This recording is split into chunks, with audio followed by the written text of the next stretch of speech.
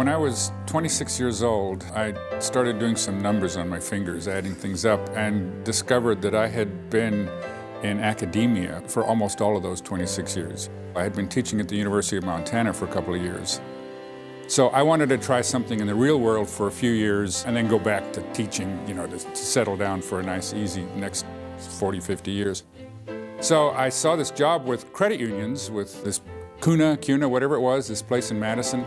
So I thought, oh cool, I'll go to Madison, be there for 4 or 5 years, and then go back to teaching someplace. And that backfired on me. It was so much fun working for credit unions at CUNA, and more than just fun, it was so fulfilling that I just stuck around there for the next 39 years.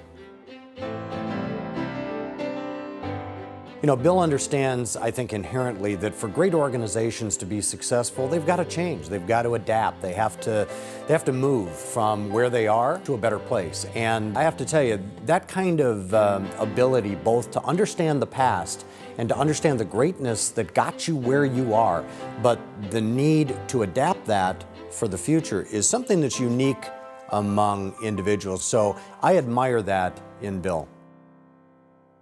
CFA is a very strong supporter of the credit union movement. A main reason is the presence of very dedicated and competent leaders like Bill. He's a first-rate economist, and he's an economist that you can actually understand.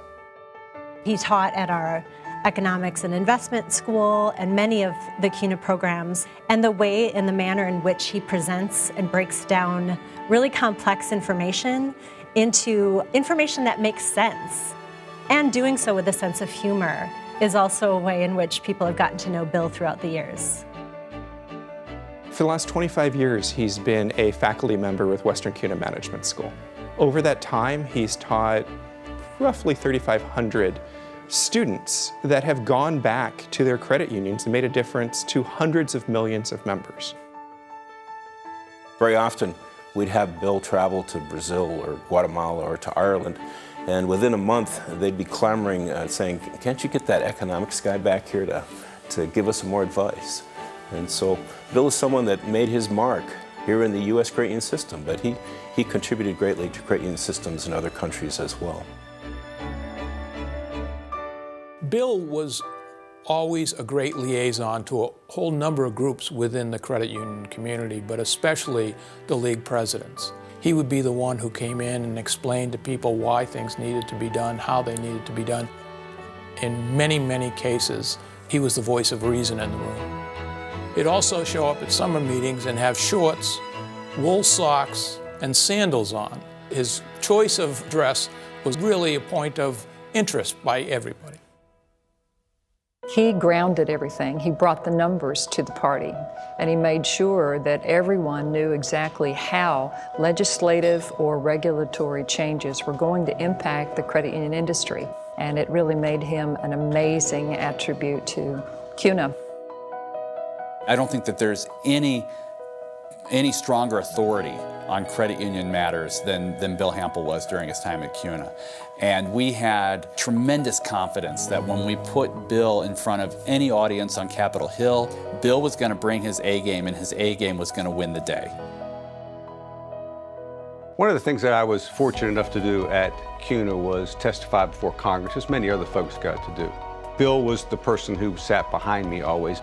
And Bill knew that what I needed was just one word or one phrase to make sure that I stayed on topic. And so Bill would say something like regulatory oversight or economic disparity or something like that, or he would say, that was really a stupid question. So I could hear these things, and he'd always keep me on my toes, which he knew for me was something that I really needed to do. I worked with Bill for 25 years, and I can tell you he's one of the most effective, one of the most dynamic, most impactful credit union advocates that I know.